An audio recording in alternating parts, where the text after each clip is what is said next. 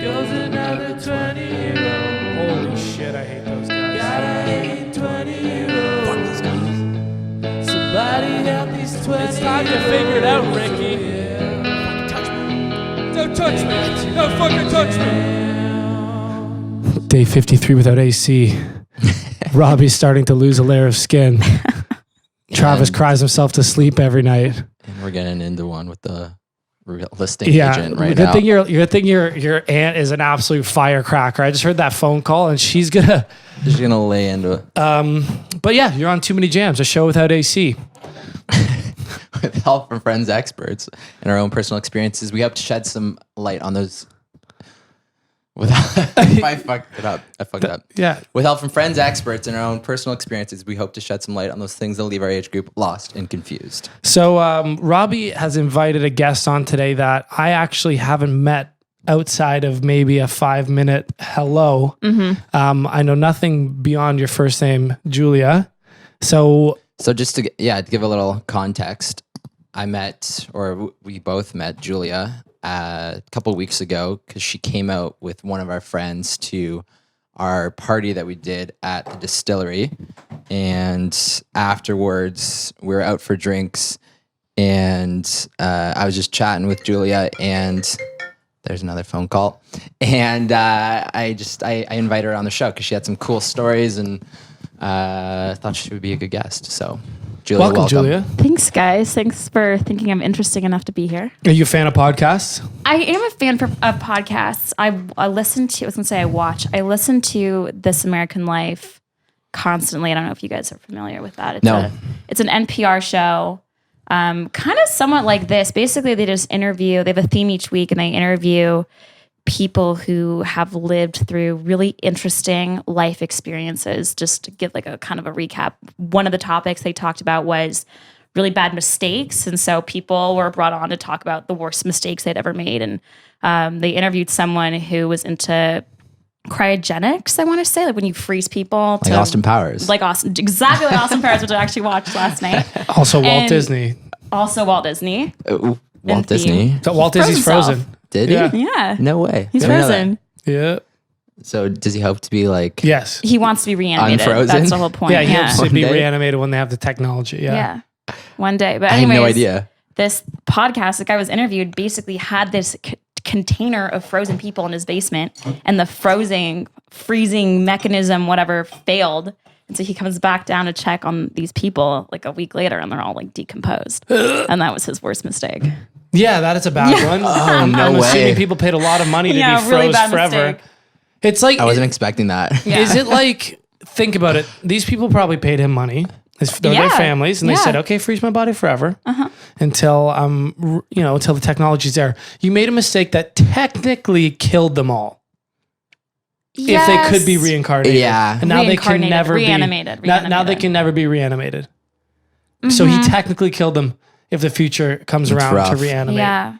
And what if he died? Does he then join them downstairs, and his family, like his generation below them, keeps this? He actually was frozen when he died. This guy. What were his different facility, I'm thinking, than his own basement. Karma should let him thaw as well. And also, how do you not have anyway? What were the repercussions? He was sued, I think, by a lot of the families. Some of the people, it was actually really sad. So he froze this girl who died of like kidney failure or something when she was 4 years old. But he did it for free because he just felt so bad for this family. So his whole thing was like, it was less about like getting paid and the repercussions, but more about he really let this family down with thawing out their 4-year-old child. Wow. Pretty dark. So what do you do? Sorry. What do you do? What do I do? Currently, I work in PR for this agency called Edelman. And my office is in Yorkville. Ooh, hip. Nice. Hip and trendy. It's in the same building as the Louis Vuitton there. So Right in the corner. really nice. Really Little fancy. shopping while you're at it. Yeah. You hinted earlier before, so I know nothing about you. Yes. And even when we were talking before the podcast, I was trying not to ask you anything, but I already think I figured out something about you in the one sentence you said where you said, "Well, I'm not from here." And then you said you listen to This American Life. Are you American? I am American. And- Great detective work. Yeah. And whereabouts? I'm actually from Seattle, Washington. Oh, super cool. Yeah. West Coast girl. West Coast. What brings you to this beautiful inner landlocked city? I don't really consider Toronto landlocked, to be completely honest, because of the lakes. It makes it feel like it's not quite. Does it? I think so. I haven't seen the lake yet this summer. Oh. I can see it from my apartment, so I feel like I'm. Okay. I mean, like I haven't swam in the lake in 10 years. I was in it last summer. Yeah. You didn't grow a third eye or Yeah, anything? they recommend not doing that. But Yeah. I was on the island, so I was on the opposite side where it Okay. gets a little bit, Okay. more streams and Yeah. take away. As all far as the I'm bad concerned, stuff. the lake is just a big temperature regulator. It is. I don't- That's exactly what it is. I don't swim in it. I don't boat on it. I don't look at it. I smell it sometimes. smell it sometimes. That's nice. So you're from Seattle. Yeah, from Seattle. The reason why I kind of just sidetracked your question entirely, the reason why I came to Canada is because I went to McGill. Oh, cool. Yes. And then you liked it here so much because we're super rad and Yeah, I wanted to stay. I think one thing about me is, I lived in Seattle for 18 years of my life. And when I decided where I was going to go to school, I didn't really have any intentions of staying in the States. I mean, I saw myself going to school in Southern California and joining Kappa Gamma sorority and just being another blonde biddy in SoCal. And something kind of just switched at me where I decided that that wasn't really what I wanted to do or be. And so I chose to go to school basically like on the complete opposite side of the world or country. how do you even hear about that? Like, My mom is French. okay. So she really pushed. She was like, I want you to go to school in a French speaking place. Like, you're going to speak your French all But the she's time. not Canadian? Like she's No, she's from Toulouse, like south of France. Okay. Because a lot of time it's the opposite, right? It's Canadians that go down to the Yeah. American schools, and then Americans, they don't really come up here much unless they have like a dual citizenship or some sort of connection. Yeah, right? exactly. But like, it's actually amazing because the education up here is, as far as I'm concerned, no worse than U.S. universities. If not better.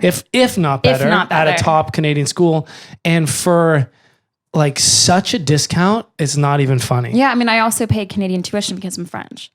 Oh, I don't even pay didn't pay international. international? No, I paid Canadian. you basically compared to a U.S. school in SoCal with the exchange rate and everything, went to school for like free.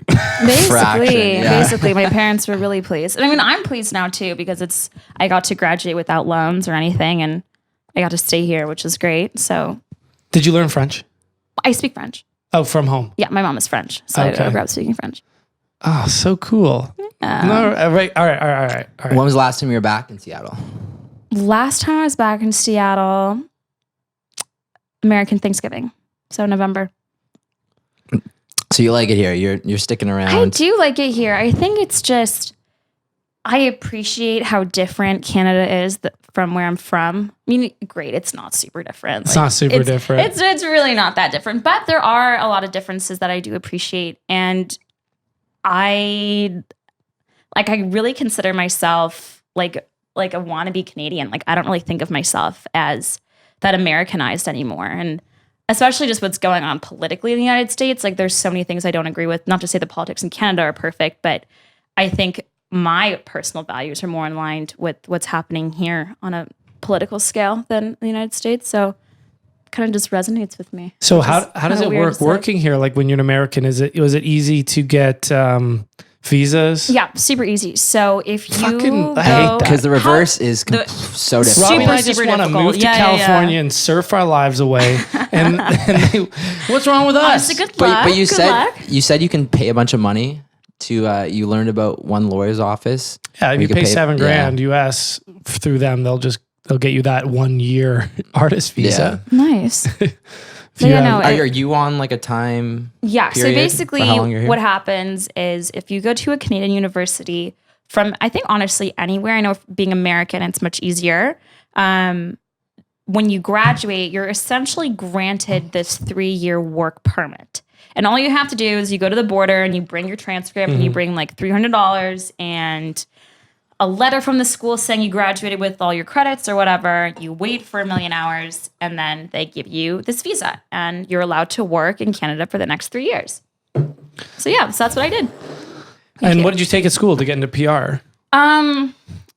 My major had absolutely nothing to do with what I want to do. So my major was called industrial relations, and basically it is the equivalent of like HR, like human resources. So you study a lot of like economics and sociology and a little bit of law and like labor codes and labor relations and that kind of stuff. So be like the idea with the industrial aspect, people are like, oh, industrial, like engineering. I'm like, no, not even close. No math involved. Absolutely none.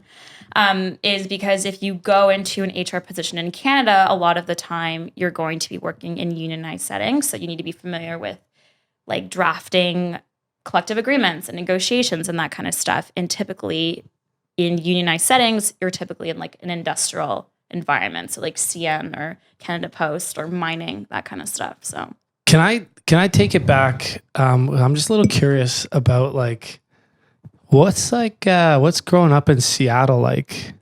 Like what's middle school? What do you do? Where do you go for vacation? What's like the culture like? What's high school like? What's high school like? Well, I think my experience was definitely very different than a lot of the other people that I knew growing up. Have you seen Twilight? Yeah, so my boyfriend was a vampire.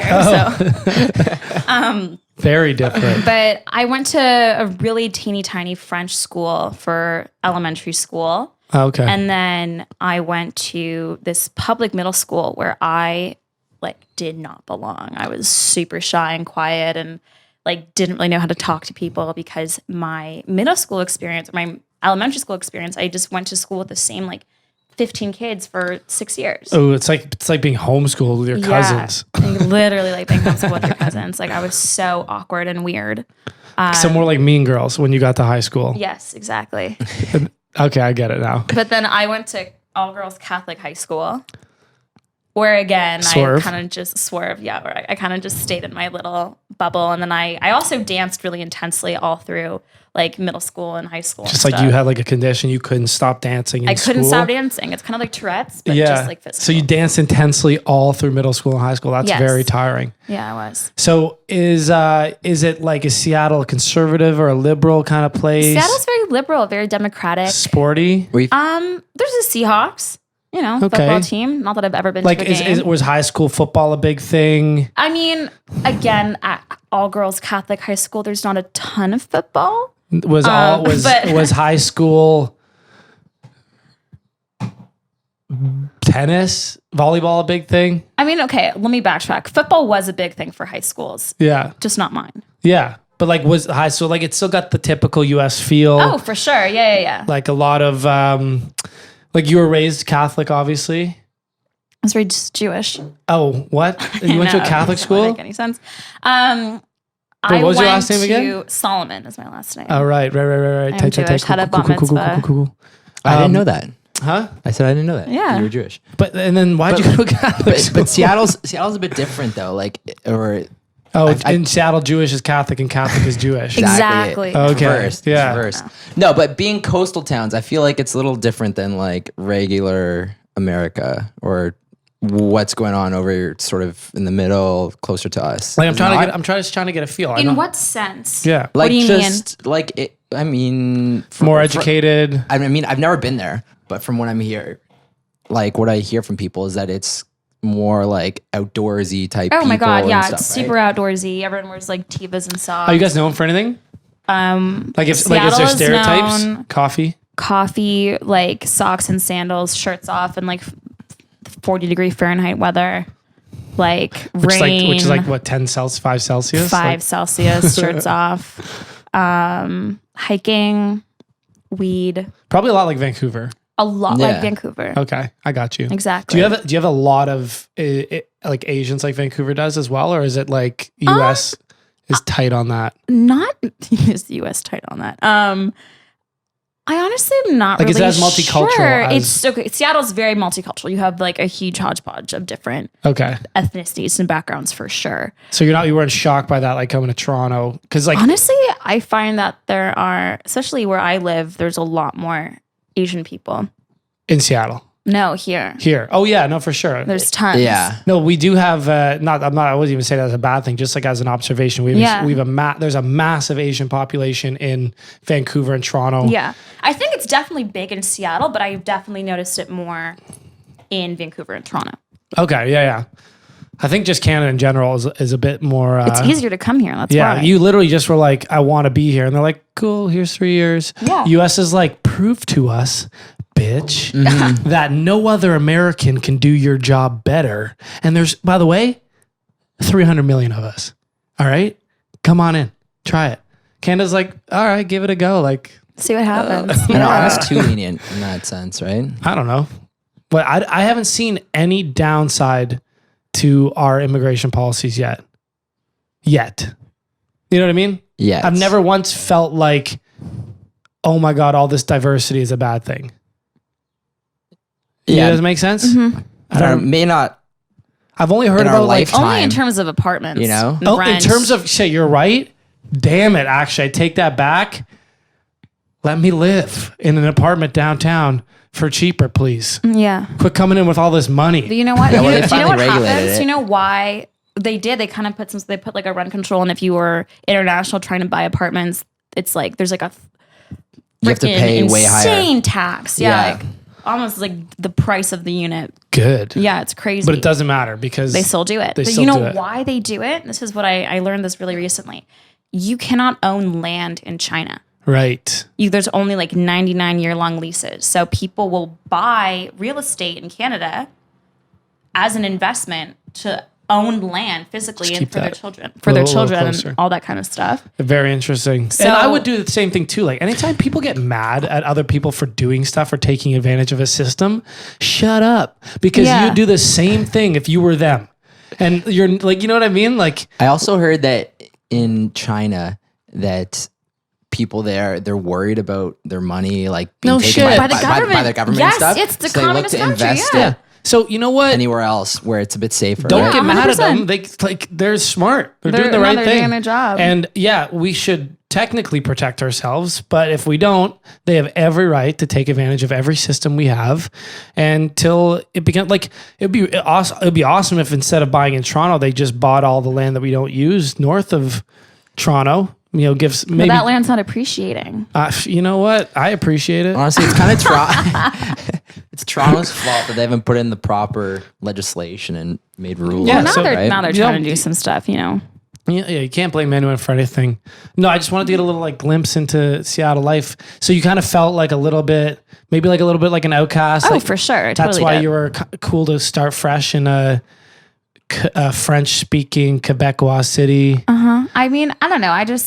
I felt like I was never popular in high school. I like didn't really have a ton of friends, so I was just like, there's really nothing left for me here, and I didn't really want to go to a university that was close to where all the people I knew from high school Yeah. were going to go. Like, I had no intentions of staying in Washington, and California was just nice because it's California, right? Who Yeah. doesn't want to live there? Oh, But- you tell me.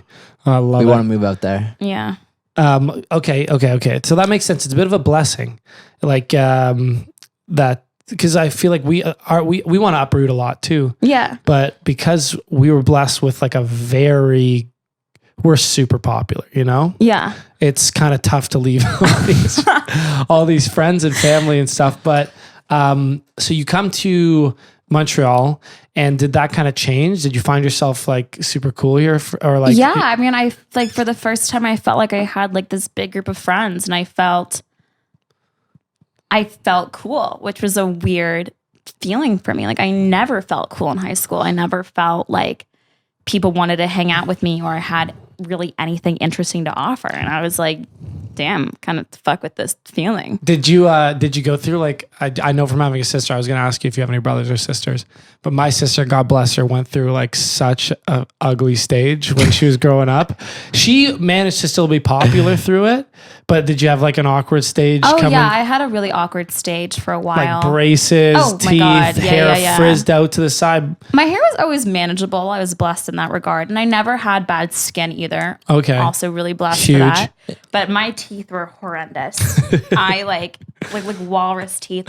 Like I stick my pinky between my two front teeth. It was really bad. And then I got braces, and then I got my braces off, and I was like, wow. Okay, I look good. I was like, I fuck with this. Let's keep this going. Like, sure. But no, I definitely had a phase. 8th grade, I was a little chubby. That's the phase. Like it was my sister's like probably Braces and just 8th and 9th and going to 10th grade. 10th grade, I was okay. That's when it starts like, you're like, oh my God. You're on the cusp. Yeah. It's getting Here's better. makeup. I'm now straightening my hair. My braces come off. Yeah. And like, you're like, okay, I'm losing a bit of that baby, like middle school fat. Yeah, you don't know what to do with it at the early stages. No. And then you kind of tone it back, but you're Dude, still struggling my sister, all the way through. beautiful now. Her ugly Betty phase. Wonderful. I might text her to ask her permission to no, throw I it. have some photos. I've for seen sure. some pictures at your house. If she will not give me permission, but if she does, I'm gonna throw it in the YouTube video of this right now. I think it's funny. I think it's like, it's fine if you grow out of your ugly phase. If you just stay ugly forever, then it's just really sad. You know what? But that's also like, if you're the type of person, like you said, you weren't very popular in high school and you turned it into a positive by like relocating. Honestly, if you have a negative in your life, like you're maybe not that attractive, you turn that into a positive. And Yeah, become you can like, do things. You can do things. I've seen it. All right. Dive into something where looks aren't a factor. And I guarantee you they won't be a factor in all the things down the line, like getting a partner and having that money and being like, it's almost cooler to be super successful and not attractive. Cause it's like, I don't know how to explain it. If you're like a guy that has it all, it's not as cool as like some just like mangled like big boy that just like walks into the restaurant. It's just like, I made it. Like give me an example. Okay. It's going to sound really stupid, but like if I saw like a minority doing better than like a part of me has always wanted to be like a rapper, like a black rapper that makes it. And just like have that energy versus just like. I know what you mean. I mean, okay, it's not necessarily an ugly thing, but say it's like just someone like Run DMC or like Dr. Dre who came from nothing Yeah. and made it versus like Drake. Just- It's like you were on I Degrassi. meant in adversity. I know, but I'm saying like. Yeah. Like Drake came from this background already, and compared to someone who came from nothing. I'm not saying I want that adversity because it's cooler. But it's cooler way in cooler. the end. No, yeah. it's So way I'm saying cooler. like It's way cooler. I was just saying you can turn your adversities. It's harder to push through, but it's cool. It's way Honestly, sicker. you're legitimately cooler now here. No joke, because you're from Seattle. I guarantee you that. Same No. way as if I was in California right now. People would be like, "What the fuck?" And You're I'm from like, Toronto. dude, Yeah. when we visit there, I love it. You're just like, oh, I'm Canadian, like, haha, and they're like, whoa, like, you can just feel that. Oh, I didn't know any better. You can feel that little cooler. It works at bars. It works Oh like my when god, you- it definitely works at bars. I get hit on in the U.S. I don't get hit on here ever. That's the Toronto girl vibe. I don't know. Okay, I don't know what your opinion is on. We get really sidetracked, but we've found that Toronto girls a bit of a culture, not that nice to us at bars, not that confident to approach guys. Not just us in general. Us and we're talking about our friend group. Whereas compared to when we travel through the states and we've done a big statewide road trip, we've been to California a few times, and it's always felt girls there are comfortable approaching guys that they like and are not as like reject first. More shut off. I mean, I think it's just, again, I've only been living here since mid-May, but there's definitely Wait, this, like this last May? like this a one month and a half. I'm fresh. That's so recent. I'm very fresh off the boat. Super yeah. cool, super cool. But I definitely think there's like this typical Toronto girl. And she's horrible to be around. I'm not going to lie. Like the couple times I've experienced being around this kind of person, it's like, I don't really care how much your bag costs. I don't care who does your eyelash extensions. Your fake tan looks fake. So stop telling me stop it's being real. mean to Trav out at the bars.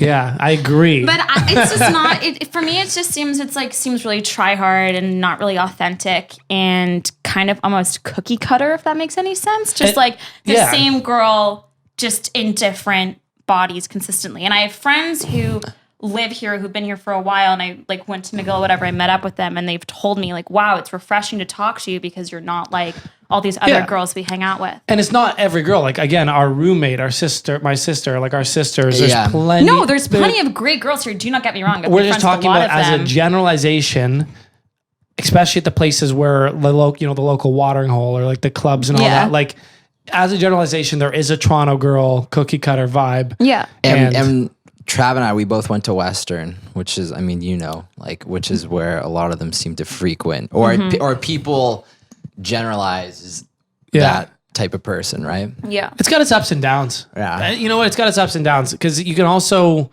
when that type of rejectory energy, like if you're on the inside, like if they're friends or they're in your friend group or you're a desirable male in like a friend group of people, then you get all the attention because they're rejecting everybody Everyone else. outside. Yeah, yeah, So yeah, there's- exactly. It's definitely like it has its ups and downs, but that was just an observation.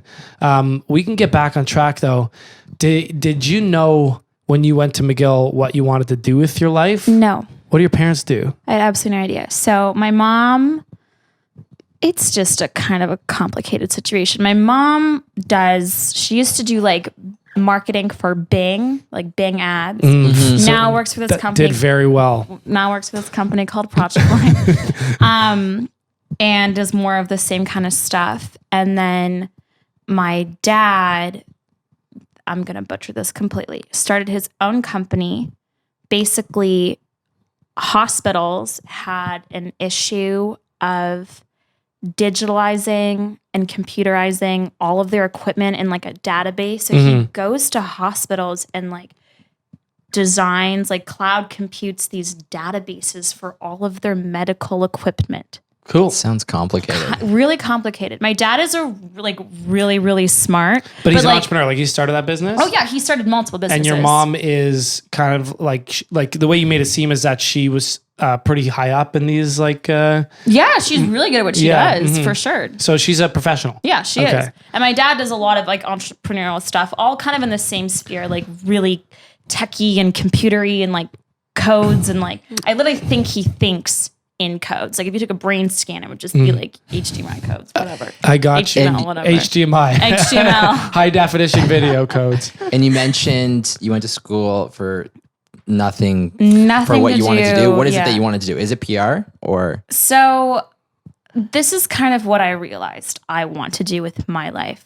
So I don't necessarily want to stay in this agency PR life for a while. What I want to do long term is basically do like what I do now, but internally for companies. So basically what my company does, Edelman, is that big companies will come to them. They have their own internal teams, but they'll come to them for assistance in the Canadian market or for one particular project or whatever. Yeah. So do you guys know Unilever? Have you heard of Unilever? Yeah. So Unilever is a big client of my company, and my company handles all the PR and communication stuff for all their like lifestyle products and like Dove and Tresemme and like what else do they do? Everything. Everything. Honestly, they just handle all of their, even like food stuff for them. Like they have a whole line of like food seasonings that my company handles. And it's pretty cool. But what I want to do long term is basically do that, but internally. And I want to work for L'Oreal, which I'm sure you know. Okay. And they have a lot of really cool, really into that kind of Okay. girly stuff. So You want the beauty products. I want the beauty and the products. hair. My sister's in the beauty then, industry. yeah. And then long term, I want to work for LVMH, but doing the same stuff. So you actually have a very laid out plan. I do. I think I mean, I don't have a timeline for it. I just know where I want to be eventually. But that's even unique to a lot of people we talk about. A lot of people, so like your parents didn't press you any sort of way. Not really. They Not at said all. definitely go to university Oh though. yeah. I mean, not going to university was not an option for me. Okay. Not even like, did your parents both went to college? Yeah. Okay. So even as an entrepreneur, your dad was like education first, entrepreneurship. He wasn't like a dropout that just started. No, for sure. It's like if I wanted to go to school for entrepreneurship. I could got have, you. But he said but definitely go to school. Definitely go to school. I think, which I'm kind of, when I think back on my childhood, I feel really blessed for that because the middle school that I went to, I talked to a lot of kids where that wasn't necessarily in the cards for them. That was the first time when I talked to people and they're just like, yeah, I don't know if I want to go to college. I'm like, Yeah. what do you mean you don't know if you want to go to college? Like, obviously you're going to go to college. Yeah. People were like, well, I don't know. I'm like, it's required. Like, it's a must for everyone. Yeah, And it's that's like how you I go grew up. middle school, high school, college. And then that's what we all do. More college, Yeah. even. It's like, but going to school was always something that I knew I had to do. I got you. And so now, since being in Toronto, I guess this is flipping a bit, but are a bunch of your friends from McGill in the city? Like, has it been an easy adjustment? It's actually been an incredible adjustment. I think when I first got here, I went from being in this McGill lifestyle. I was in a sorority. I lived with a lot of my friends, and You in a sorority? I was in a sorority. Which no one? kidding. Gamma Phi Beta. Did we have that? Like that was at Western. I know McGill no. had a Sigma Chi though. Yeah, I was we always at did. Western. I had a friend I was in Sigma Chi at Western. Simon Simon McAvoy. McAvoy, yeah. Oh yeah, I know him. Of course. Yeah. Yeah, okay. Cool. Awesome. I have no friends that went to McGill Sigma Chi. But yeah, so I went from living in this environment when I'm surrounded by all my friends. I lived in the McGill ghetto, so everyone I knew was within like a 2-block radius. Like my best friend lived right down the street from me. Sorry. It's okay.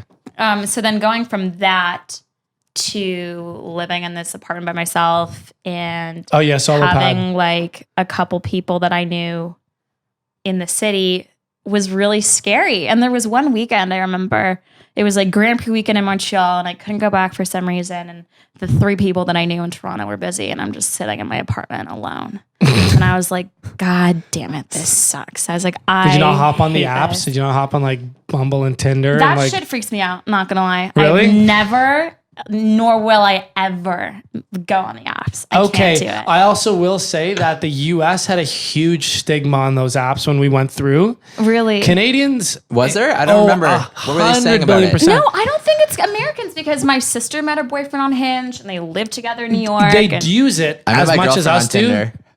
Yeah. No, okay, they definitely use it as much as we do. But when we did the fraternity tour, it was seen as not cool. Like the frat guys, they would be like, "I'm on Tinder" as a joke, you know what I mean? But also like they're on it. Yeah, but Yeah. when we were there was a bunch of years ago. I feel like the stigma is just. You think it's lifted? Yeah. I think the stigma is definitely lifted, but I personally don't see myself ever doing it. The concept really freaks me out. Like I'm not judgmental whatsoever of my friends who do, and like I'm like a lot of people that I know have dated people from these apps, and that's like amazing for them. I just can never do it for myself. I'm too freaked out. So how would you meet guys? Just McGill connections? Work on I the just street? kind of meet guys when I go out, and if I like them, cool. We'll It's the keep American talking. way. The American way. It's actually being approachable at a Yes, bar and being exactly. like, "Yes, mister, what is your story?" Like if I was a girl, I would at least hear the first 5 minutes of whatever guy had to say. Do you know? Yeah. Instead of just being like, "No." They Because, do that? oh my God, yeah. Yeah. They just see you I walking just over. feel uncomfortable. Just like, no. Same. It's actually I'd feel uncomfortable. uncomfortable on both sides. Yeah. And the thing is, a lot of guys won't do it just because it's happened so many times that we don't even know if a lot of girls would. There's be, like a culture now. It's just like you don't do it because you because get it's turned just away you anyway. Yeah. get turned away, Yeah. and then so that way the guys that push through, girls, it's like it's compounding on both sides because the guys that push through are usually like pushy guys that maybe aren't like Rico Suave, and they just like roll in and they're like, "Hey," and the girl's like, "Ew, get away," and then it just like. We observe that and we're like, oh, I don't want to be that guy. And it just Yeah. like, it magnifies on both ends. Not to say we don't do it and you don't have random encounters, but in the States was the only times in my life where I've been approached. Really? Yeah. And also when you're traveling, you feel a lot more confident. When you're traveling, for sure. Mm.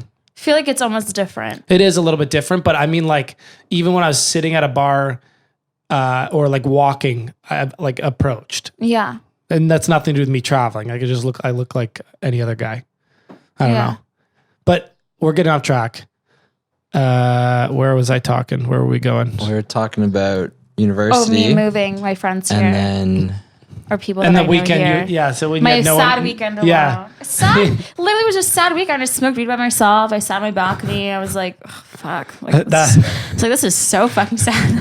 And I was like watching people's Instagram stories in Montreal and I was like, God damn it. I shouldn't have laughed. I was like, oh, this is horrible. But then I snapped out of it. And then I actually made really good friends in my building where I live. Did Like, you just like stand in the lobby?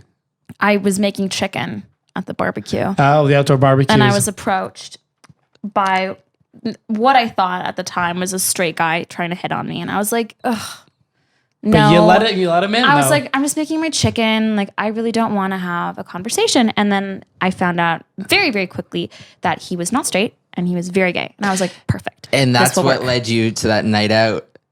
And Which that's what led me. brought you to our event. Yes, exactly. Yes. Okay. See, if you had rejected that gay man right off the bat, like some girls would, you would have never been sitting here. This is true. And that's why I say, like, at least give that guy 5 minutes. Yeah. And I then gave him if- 5 minutes and he made me a burger. So Fucking, like, it all worked out. you hear that out there, girls? The next time you want to reject some guy, unless he actually is coming at you hot, like just eating his own face or like fucked up, or just, right off the bat by his looks that you don't like him, even then, give him a shot because maybe he's gay and he wants to cook you a burger. You know what I mean? 10 Like, out of 10 would recommend. It was a fire burger too. It was super good. Trav, that was like a Don Cherry coach's corner moment there. You're like, you hear that out there, kids? yeah. Don't stand in front of the puck. See, what the girls are doing today is they're just turning the guy down right when he comes in. And how are they going to know Exactly. if what he's got for them is a burger or maybe a cool group of friends? Exactly. Well, so I made really good friends with these 3 people in my building, and I kind of just do everything with them now. Everything. Everything. We shower, we go to the bathroom together. No, I'm kidding. That's We insanity. watch movies like every single night. Last time we watched Austin Powers, actually. Nice. Which one? The first one. Nice. We watched the Classic. first one because I have this for fun. Sometimes I'll go on my message requests on my Instagram, and some of the messages I get are really interesting. So Can we pull some up right now? we totally could. I don't know where my phone is. I think it's in my bag. I'll get it. You can keep going. Anyways, so yesterday I am kind of bored and this guy blew me off. So I was like, okay, like, let's just dive into the DMs and see what's up. So I actually thought, Do you consider yesterday's was- DMs in the same, like, do you look at them the same way as the dating apps? yes, Okay. slide in my DMs. It's not going to happen. Trav? So Take note. anyways, I'm not Let's a DM see. slider. this guy DMs me Venmo for snaps. Like, he'll send me money if I send him snaps. So I respond. The life of a girl. I eh? respond with the Dr. Evil meme going $1 million. And he responds, haha, 50. I'm a cute college guy from California. So then I respond with another Dr. Evil meme going $1 billion. And then he sent me a topless photo, which was kind of just not really Of him? cute. Of himself. Before, and then he's like, I'm cute though. Haha, you're a dime. I'm just a college guy from San Diego. I'll You already Venmo said you that. to Yeah, snap the me." same I'm line. like, You already Yep. said that. we got it.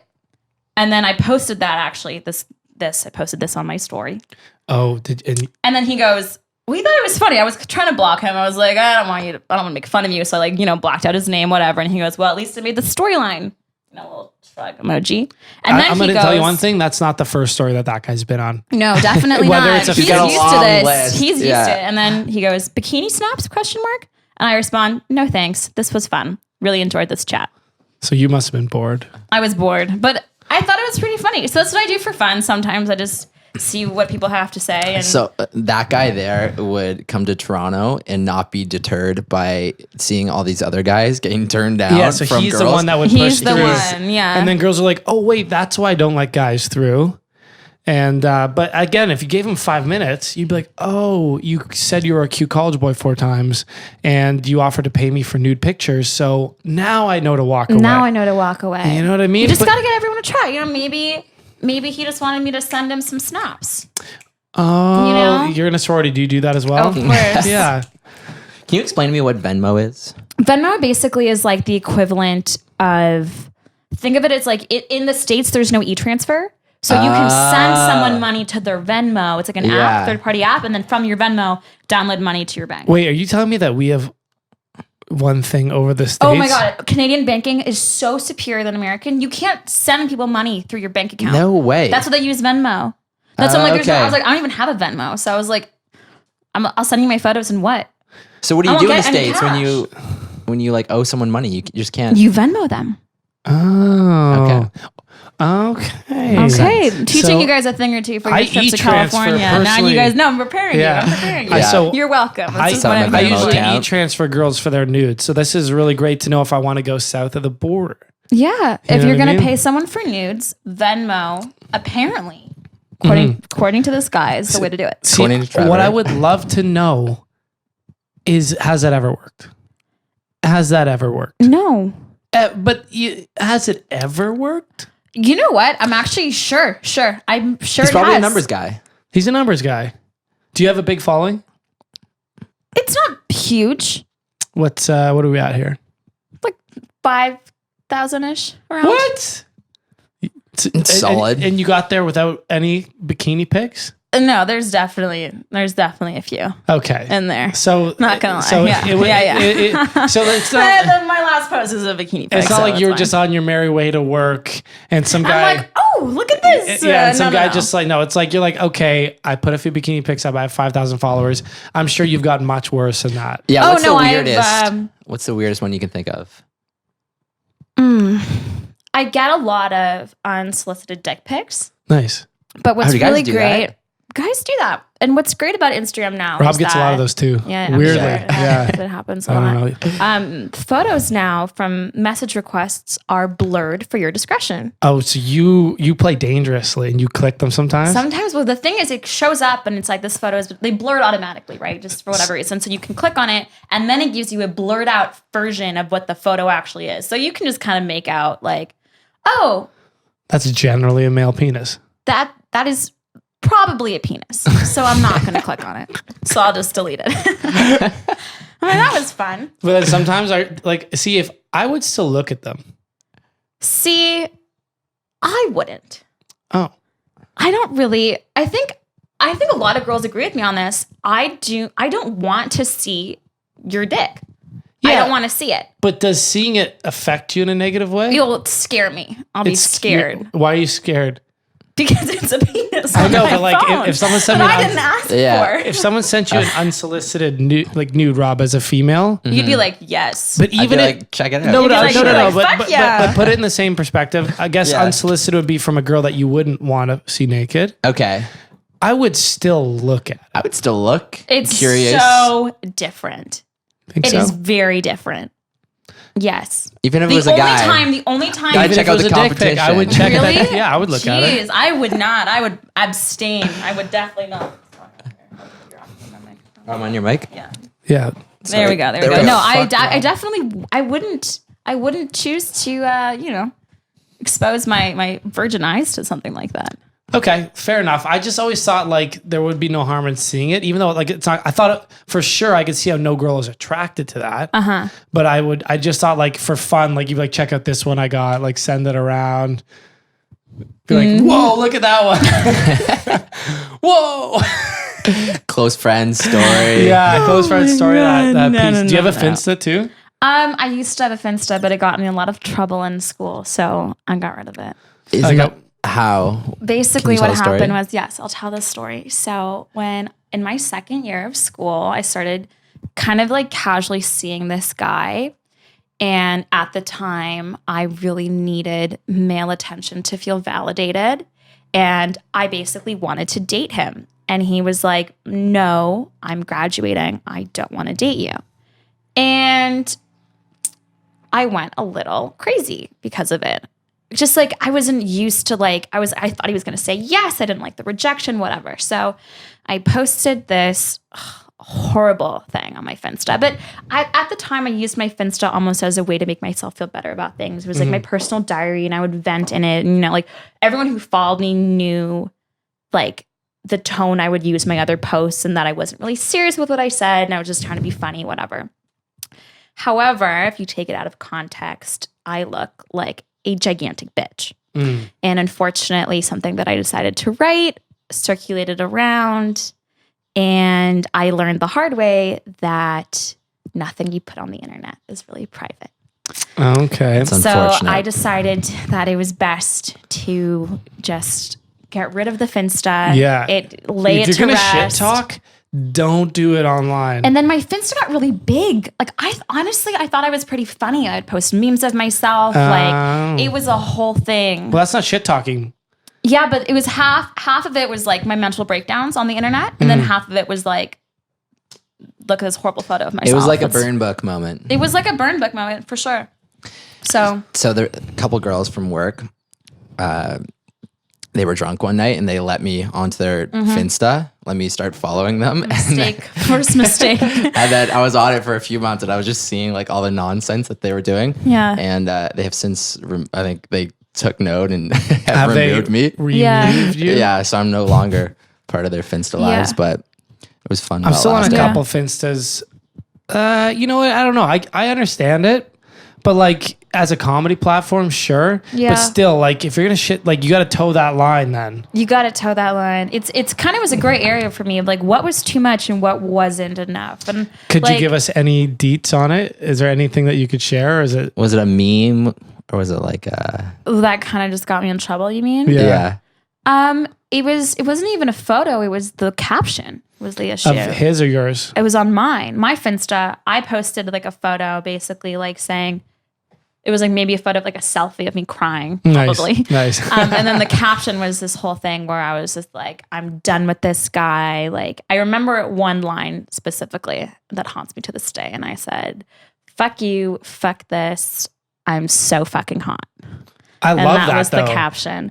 But take out of context, it makes you look really conceited and horrible. But really, the It's idea, just confident. me posting it was just to be like, I have been rejected. I feel shitty about being rejected. I need to hype myself up. I do that all the that time. was kind of, if that makes you a bitch, I'm in the mirror and but I'm no, like, it was just the context. It was other things that I don't even You're want the to male read what I equivalent. said. But people just like passed this shit around. It got to everyone. And I was kind of seeing this guy after the fact. And he basically ended it with me because he was like, I saw that post. oh, shut up. He used that. Yeah, because I'm really just a horrible person. And yeah. He it all used makes that. sense. No, he used that. Like I feel like he was probably, I don't think that post would have deterred him from seeing you. No, I really think it did. Really? Because yeah. And he's a- yeah. Bitch. If I saw that, that's like a laugh out loud. That's like a Looking back, it's Yeah. fucking hysterical. I'm not going to lie. It was comedy. However, if you meant it, then I would be like, you're crazy. yeah, Like, no. not even if you meant it, because like you mean it. Like I say stuff like that and I mean it. Yeah. But you're saying it in like it's all tone. Like if you it's said, all tone. I agree. Yeah. It's all tone. It wasn't meant to be like, I'm so fucking hot. Fuck you. It was like, I'm hot. I'm hot, bitch. I'm like, super hot. Let me do me. Yeah. I need to get over this. That was kind of like what I was trying to do. I remember But we were in the car one time and we were talking. I forget how we got onto the topic of conversation, but anyways, Trav started talking about his dating life. And he starts listing all the things that he does. He's like, I'm a pilot, like I'm a singer, like I play music, I'm smart, I got like all these, like, listing all these qualifications and stuff. He's like, I'd fucking date me. but it's the same kind of tone and it's funny. It's funny. But if someone didn't know you and you're out here listing like all the amazing things about me, people would be like, wow, you're really fucking conceited. Right. Like I don't ever. Do you remember this? Yeah. I don't ever put that on the podcast, but Robbie's twice now put that on the podcast. Have I? Yes. But it's funny. It's like, not. It's funny because of tone. And because Yeah. people on the Tone. podcast know my tone because it's like a long form conversation. Yeah. But if I put that in a caption and I said, I don't want to do it because You don't know what wanna I do mean? it, exactly. And then I like listed it and I was like, I'd fucking date me.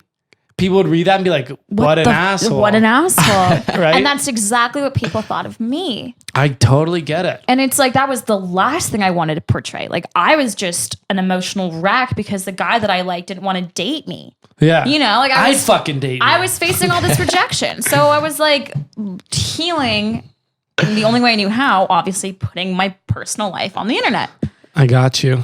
Lessons Yeah. learned. And this is a Lessons really learned. 20-year-old thing. Oh my God, it is. I couldn't talk to my mom about my Finsta. She's like, what the fuck is a Finsta? Yeah. Like- she's like, is that a new car you bought? Yeah, like, what the hell? It Yeah. broke down a Finsta? Is that a Tesla? Oh, Jesus Christ. No, this is really because we grew up half and half. How old are you? I'm 22. Okay. Yeah, very close to my age. I'm very young as well. as a 26-year-old turning 27 in a few weeks. So we're like the same age. And we grew up half and half. Yeah. Do you know what I mean? I definitely grew up half and half. Like, I mean, I didn't have like an iPhone until I was in 9th grade. Halfway through 9th grade was the first time I got an iPhone. Yeah. Okay. Yeah. I think that was we were like 10th. Yeah. But I know we had Blackberries first. Blackberries are huge in I didn't Canada. have a Blackberry. Okay. I didn't never either. had I don't know one. why I said that. I had a iPhone. couple Blackberries. Oh, okay. See, did- I wasn't that BBM generation. See, I was such an I was idiot. huge on it. Yeah. So like first year university. Dude, you know- Really? Yeah. And then remember when the app finally came to iPhone and everyone got all yeah, hot you know, on I it do for like remember a hot because second? I Yeah. just bought a BlackBerry finally. Dude, I'm such an idiot, man. Like, my cousin had an iPhone and he brought it up to like the family place that we cottage out east. And I saw how powerful and cool and amazing it was. And I'm like, I had my shit phone at the time. And I'm like, okay, I'm going to get an iPhone.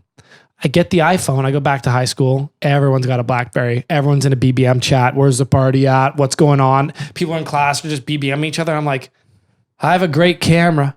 You know, like I'm like, look at these apps. It's a touch screen. No one gave a fuck. And I was like, It's like a you better, wouldn't even exchange numbers. You'd be like, "What's your PIN?" dude. You'd scan it was Yeah. insanity. They're like, what's your PIN? I'm like my bank PIN. Like, and then finally, and I stuck it out because I was like, you guys are wrong. iPhone's a better phone. You were right. And I was right, but guess what? You got a BlackBerry. No, being right doesn't matter if you're excluded.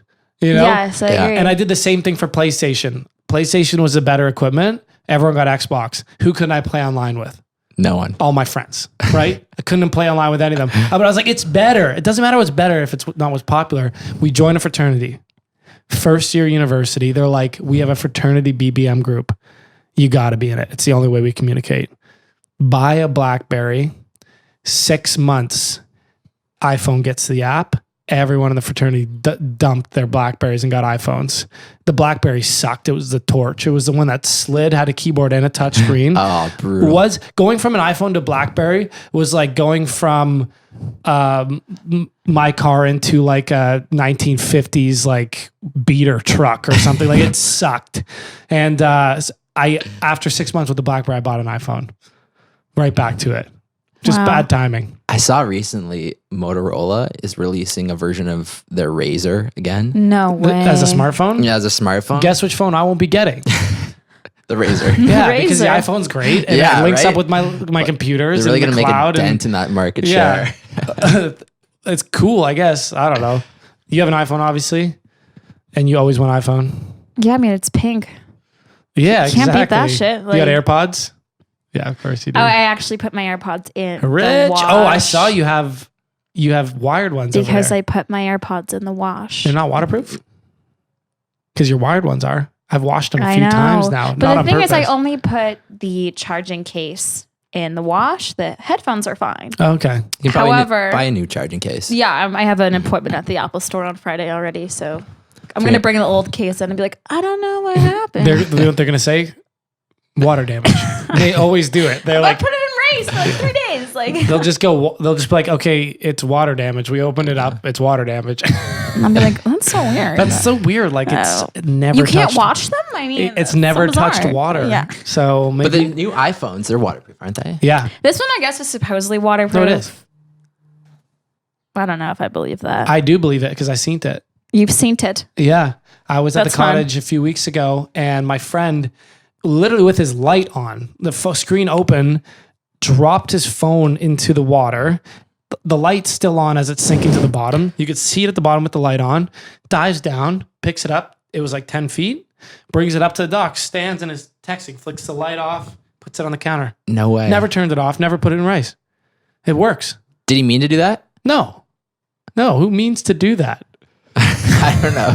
Thought he was like showing you. No, he was It's trying to get on a waterproof. paddleboard. He's like, oh, I got my Yeah. phone in my pocket. And he like fumbled it into the water with all his credit cards and had to get them too.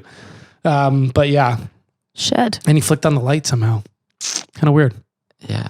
But so everything wrapped up because we're almost done. What was unique about what you said? And we actually never really had any revelations about social media. Just that it was hard to navigate. We make mistakes. Yeah. And I think we're going to learn some lessons about having a podcast where I say a lot of weird stuff on it. Yeah. But, Yeah, maybe. we had no revelations about social media. But what I thought was unique about your story, other than where you came from, was that you do have a plan. I do. Which is, and like do you have any, are you like a lot of our generation that it's decision anxiety that makes us upset? But because you have a plan, do you find yourself anxious about your decisions? About like am I anxious about them not happening, or like what is your are you so? I find that the majority of people we talk to, no matter what they're doing, they say, I don't really know if this is what I want to do, and I don't really know where I want to go, and that's why they're anxious and upset. Yeah. I think my thing is I get anxious and upset when I don't have a plan. When I'm just winging it and I'm just like going for it, then I feel as if I'm not like allocating my energy and my time as efficiently and as like directly as I can. And that's the thing about me I've kind of noticed is that I love trying new things and I love experiencing what life has to offer, which is again why I kind of just bounce around from city to city now. But I need to have some sort of stability and consistency in my life and something that I can work at constantly. And for me, what I know is that for a while I was like, do I really want to go into this? Is this really what I want to do? But there's so much diversity and creativity involved in the field that I want to go into. I feel like I can never be bored of it and I can never like fully exhaust my career choices because it has so much to offer. So I'm not scared by like the fact that I know what I want to do and like I'm like, am I missing out? Is this really what I'm supposed to do? Whatever. I feel like there's just enough for me to learn along the way that I don't feel scared about that. That's like super unique. Yeah, because we don't normally get that outlook from the majority of the people that we speak to. Well, everyone's anxious when they don't have a plan. The problem is that they can't. Everyone can make a plan when they know what they want to do. Yeah. Everyone doesn't know what they want to do. Yeah. And even that the whole reason we started this podcast is that we're like, we don't know what we want to do. We're 24 and 25 years old. It's now or never. Like, figure it out, or else you're gonna float through into the rest of your life without figuring out. Yeah. And we committed to something using a few processes. And like, if you listen to all the podcasting episodes we've done, you can see our plan and how we figured it out. But even with all that and a weekly commitment to figuring it out and talking to so many people and being like, this is what we want to do and focusing, I fight all the time against that doubt and that like, it's just like, I think it's just some people have it, some people don't. I don't know. Like, but you just seem to be like, I'm jealous is what I'm saying. Like, you're just not sitting there being like, you like your job. Yeah, I love my job.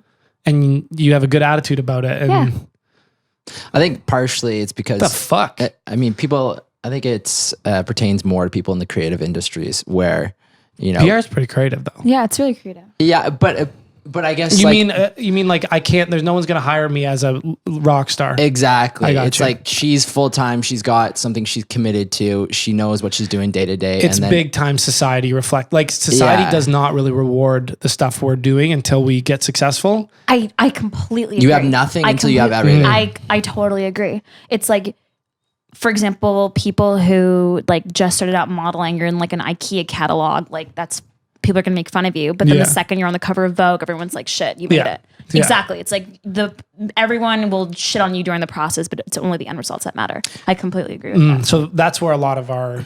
But I think this shit's really cool, to be completely honest. Like, I crave creativity and like cool things in my life because not that I haven't had that in the past. Like, yes, I used to dance and I used to be really creative. And Do you still whatever. aggressively dance everywhere? I don't aggressively dance everywhere What anymore. about the club? Do you still whip it out? Oh my God, I whip it out. I have no idea. Like hip hop? Or are we talking like No, ballet? I'm just talking like just wasted flailing of my limbs. Like when you danced when you were younger, was it hip hop or was it like It was more ballet. So do you just whip out ballet at the bar sometimes? Oh, for sure. Just bring my point shoes, put them on. Yeah, Yeah. a few it's a whole thing. pirouettes, Yeah, exactly. few- Look at you with the There's lingo. one with like a schlitz or there's like a I don't know.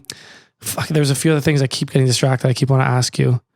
What were we talking about just now? Should we talk about how many phone calls this guy gets? He's A had lot. how many? What, 4 during this episode? 4. Fuck, I wanted to ask you before I said you were aggressively dancing. You like your job? Something. What I want to do. I know what I want to do. Yes. How did you end up at our music video thing? Oh, That's what I wanted to know. so I met, Thomas, obviously. Yeah. So I met Thomas at this gay bar What was Thomas doing at a gay bar? with his brother. Is his brother gay? His stepbrother's gay. His stepbrother's gay. So that, how Because I was she like, his brother's not. I was like, you would have just dropped some huge news if Thomas's biological brother was gay right now. No, he's not. It's not as far as I know. Okay, maybe. And then I actually, I don't know if I can say this, but I did for the first time. Squeeze me. I don't know if this is appropriate to talk about. But yeah, I did for the first time at this gay bar. Was it a friend's? Yes. I actually found it on the ground. No, it was a friend's, and they were like, try it. And I was like, this seems scary. And they're Yeah, like, but like, are you the type of person to accept someone's? Obviously. obviously, because Yeah. I did it. And is it good? Yeah, Really? it was pretty fun. So you met Tommy on? Yep. I actually don't remember meeting him Really? because I was jumping around, flailing like crazy, dancing. I've never. Not only have I never done, I don't even know people that have done it to know what it is. It's basically, it makes you feel like you're just really wasted. You know what does that too? Alcohol. Like really well, actually. Yeah. It almost emulates it perfectly. Yeah. It's a close second for sure. Okay. I was also really drunk. Okay. Hence why my decision. maybe to make doesn't have the hangovers. Maybe. Maybe. Anyways, that's where I met him at this gay bar. Okay. So Hole. you were in a K-holes is what the K-hole. kids call it. By the way, this is hilarious. I'm super fascinated. God, yeah, I'm glad you it's took funny. your gay friends. Did a lot of gay guys do? I don't know. Okay. Your gay friend that does just happens to do. And you meet Tommy. You don't remember meeting him. No. How does that relationship continue? He asked me for my number, and I just gave it to him because I wanted him to leave me alone. That's amazing. Yeah. That's amazing. And then he took me to your music thing. Oh, so No, we hung out multiple times before that. Okay. So you wanted to get rid of him. Yes. You gave him your number, and then Yes. he reached out. And then what made? Were you bored? Was it No. you just looked at his? He was nice to talk to. He was It was the interesting. Grand Prix weekend when she was all alone. When I was all alone. No, this was after that. No, because I definitely vouch for Tommy. So I'm more interested that you had that initial reaction because I find him quite charming. Yeah, but when you're in a K-hole, no one is quite charming. Oh, that's so fresh. Yeah. So okay, you hung out a few times, and then he was like, "Do you want to come to my friend's music Yeah. video party?" Did you meet anyone there? My Like- friend Jackie was there, Oh, okay. who I knew from McGill. But like, because it's like that's that's our entire friend group. That was there, Yeah, obviously. okay. That was like Did an you know anyone opportunity. else? Because we had a couple friends from McGill that were there. Not that I spoke to. Okay. Did he make it seem like he was a really cool like insider, like going to a big music video party, or did he downplay it? Like these are just some friends showing a video on a big screen. That's kind of, yeah. He took the humble route. He took the humble route. He wasn't like, yeah, I got like a premiere party if you want to go. He was humble about it. Okay. For sure. Okay. I like that. I I like love that about that dude. I think he's so funny. it. Yeah, but that's like our whole friend group. Like that's an opportunity. You now know us too. You know, the people at the table when we went to the, we got drinks and stuff.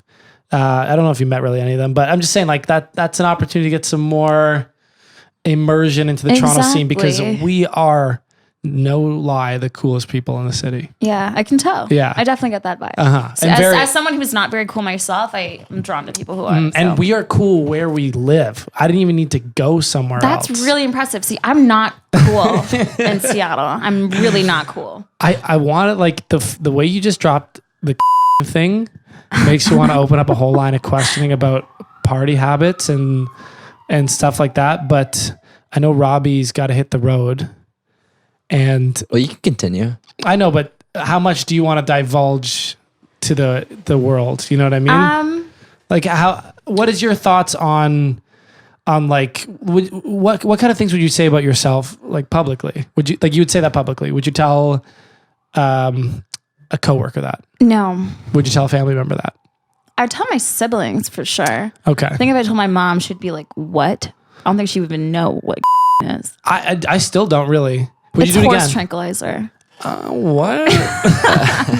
With people, what? Would I do it again? Yeah, definitely. I'd definitely do it again. Interesting. Have you tried other things? I have. Okay. You know what I'm gonna do What are you gonna do? is not talk to you about them Cool. on air That's a great idea.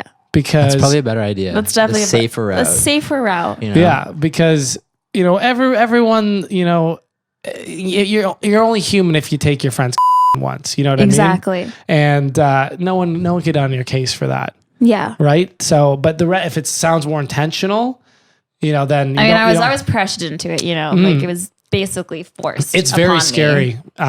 When you're in a gay environment like that and you're a straight person, but then quickly it becomes actually my gay bar experiences. They've been pleasant, Yeah. but it's scary when you first get in there because the roles get reversed. I've never been. What do you mean that's scary? Oh, just like it's how it's scary being a woman at a bar. Yes. It's scary being a man at a gay bar. Does that make sense? That definitely makes sense because so two of my really good friends now that I live with in my building are gay. Mm-hmm. And the way in which they approach dating and hooking up is so much more forward than anything I've ever seen in my life. Like they'll be on Grindr It's actually beautiful. and like they'll match with someone or whatever and they literally respond like Where do you live? literally where are you? Where do Or, I like, bring this sexy, meat? like- Where do I deliver this package? Like literally it's like it's immediate and it's It's because there's no bullshit. there's That's- no bullshit. And it's because it's like the way that it was described to me was that guys tend to be, hornier than girls. So if you just put two of them together, It's exactly what it is. it's just immediate. I don't know if we're hornier than girls, but Yeah, I think. But, you but are. guys I are don't just know, 'cause always I- down to hook up. So it's like Yeah, you're always down. See, it's like girls you put aren't two always guys down. together. girls it's- aren't always down. It's but quicker. No, when I girl, agree. It's quicker for sure. it's just guys are more physically horny. Girls, I find that if you have a girl that likes a guy, Oh my god, just it's clinginess. It's like emotional. it's like I just yeah. like they're like I want to do this all the time, all day. Whereas a guy might be like, okay, like if that's like some physical, like these very much just like physically horny, surface to surface, no bullshit. He doesn't need you to be an interesting person. Yeah. And gay guys just threw that out the window. Yeah. And they're like, hey, they fuck way more than we do. Oh my god, way more. Like it's insanity. It's actually paradise. If you are just into hooking up, you should be jealous Yeah, you should definitely be jealous. because they are doing threesomes, foursomes, every Literally, kinkiness, every tie single you day up, it's something different. Yeah. hang you from the ceiling, like swing you around, like everything that you as a straight male think you want to do sexually. Your gay friend is doing it on. They've done it 7 times already. They're doing it on a Tuesday. That's literally. That's a Tuesday afternoon. One of my friends I literally want to say, Saturday night had a foursome. and that's just like, that's just my Saturday night. That's just your Saturday night. So yeah, I definitely, when I went to the gay bar at first, I was a little on edge, and I'm not on edge because I'm like, oh, gay people, like just on edge just because it's just different. It's different. And you're getting looks, and it's uncomfortable, obviously, because I can imagine that those looks, because I know I'm not attracted to men, would feel like looks you get from guys that you're not attracted to. Yeah. So I'm like, I'm immediately uncomfortable. Yeah. And the only difference is I between a girl and a guy is obviously I'm not physically intimidated. Whereas if I was also like if they were all huge bodybuilder gay guys and I was getting that same thing, I would be like, okay, now I understand What being it's a woman. like being a straight girl at a Yeah, bar. but Yeah. at first I was intimidated, but without the physical side. And it was a drag queen show. Amazing. And I was with Robbie's future brother-in-law, like his sister's fiance, and Robbie's sister and some people. And the person was like to Robbie's future brother-in-law, don't you call it? Sister's boyfriend, sister's fiance, was like, you, sir, are you together? And he thought, I don't know what ended up happening, but he ended up saying yes, thinking that he was saying him and his, but yes. obviously it's a gay bar and he's standing next to me and the girl and they're like lovely, like thinking it's him and me. And they're like, you two make it like, oh, awesome. And then they started like talking with us a lot during the show. And like all these guys were like coming up being like lucky, like, you don't know what I would do to you. If, Oh like, my I'm like, gosh. holy shit.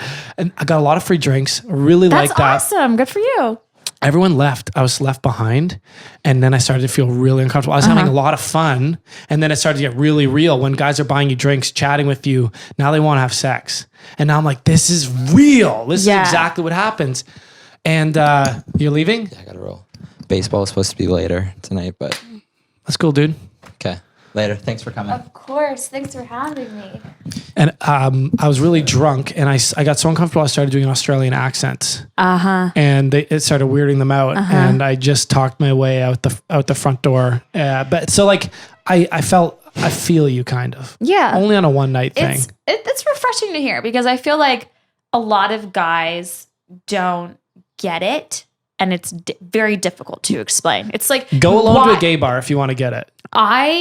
Now it's like I prefer going out with my gay friends to gay bars because it's like, Well, that's a treat for you. That's like an escape. I want to go out and I want to have fun. And I honestly don't want to have to entertain a conversation with a guy. You at a gay bar is like me going to a frat party with no girls, like a day drinker, like a day shaker. It's like none of us want to fuck each other. And well, you never know that. There's actually a few closeted gay men. You never know. But the but idea the premise is like, the same. A comfortable yes, place. it's a comfortable place. And it's really nice. So I thoroughly enjoy going out with my gay friends, more so than I do going out with my straight friends because sometimes straight people are horrible. So But yeah, no, I totally see it. And I love that little ending story. I think, thank you. Thank you for sharing that. You're welcome. And thank you for coming on. That was a fun conversation. Were you at all nervous? I was a little nervous. I didn't really know what I was going to say. And I was like, don't say anything weird. Don't let them know that you're weird. Don't let them know you're uncomfortable. Yeah, I'm super fucking weird. Cool. I think it kind of adds to my charm. It's weird is charming. I think so too. I think it's different. It's interesting. And no. So obviously you're natural. But I'd like to think it's because we're such amazing hosts. And I'll give myself that props right now. And I just want to thank you for coming on because a lot of people are scared too. And I'm sure we'll have you on again if you're into it. I'm super down. Okay. And we'll get some updates and maybe we can dive deep into some more specifics, or like now that you've been on, you've given your general story, maybe there's some topics that you have like specific opinions on. I definitely do. I have a lot of specific opinions. But a lot of the time people don't want to hear them, but they're definitely there. We want to hear them. Cool. If you just make a little note. Okay. You now have an outlet. Perfect. And other than that, at the end of every episode, you've never heard one, right? No, I've never heard one. You didn't even do any research? I didn't. That's bold because I would have researched. Because what if this was like a podcast where we're like frat guys just like talking to sorority girls? Wow, that actually would be fun. Not gonna lie. Wow. Okay, and for next time, we'll just like pull out like I'll wear like a backwards visor and my super. I am wearing a tank top, pretty frat. But I lost my train of thought. Oh, at the end of every episode, you haven't listened to an episode, but we say see you next Tuesday. Because we come out every Tuesday and it spells something funny. And so we will see you next Tuesday. Awesome. We'll find each other substitutes and loose the